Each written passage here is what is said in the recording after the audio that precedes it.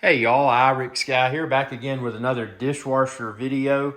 And some of y'all asked, how do you replace the seals in a dishwasher? So this is a General Electric dishwasher, and you can see there's this little black strip right here, this seal. It goes there, goes up around, goes down.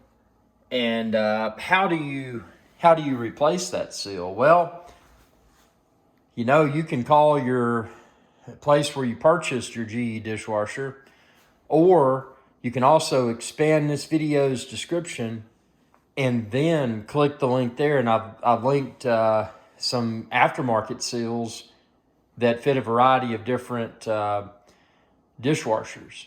And this particular one's a General Electric, so I'm linking the General Electric ones down below, but you can find other brands of seals too. And one thing I do want to point out, as indicated in a previous video, if your reason for replacing the seals is your dishwasher is leaking, check out my How to Fix a Leaky Dishwasher video, because it may not be the seals. It may be something else. But if you're looking to replace the seals, again, just expand this video's description. You can find them there. Very affordable.